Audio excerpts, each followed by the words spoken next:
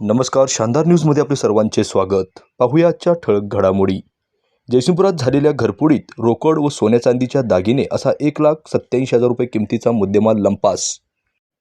पाहूया सविस्तर बातमीपत्र। जयसिंगपूर येथील एस टी स्टँडच्या पाठीमागे शिंदे कॉलनी माने हॉस्पिटल जवळ झालेल्या घरफोडीमध्ये अज्ञात चोराने $2.25 लाख रुपयांच्या मुद्देमालावर डल्ला मारल्याची घटना घडली आहे। याबाबत जयश्री चंद्रकांत शेट्टी, व्यवसाय शिक्षक, सध्या राहणार प्राध्यापक अनिल सीताराम ढेरे यांच्या घरी भाड्याने शिंदे कॉलनी जयसिंगपूर यांनी फिर्याद दिली आहे।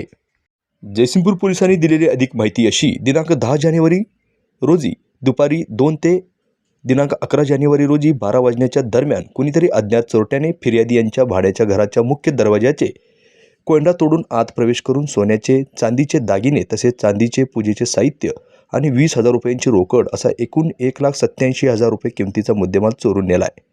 फिर्यादीने दिलेल्या फिर्यादीनुसार अज्ञात चोराविरुद्ध पोलिसात कलम 305-331 प्रमाणे गुन्हा दाखल करण्यात आला आहे। पुढील तपास पोलीस उपनिरीक्षक प्रवीण माने करीत आहेत।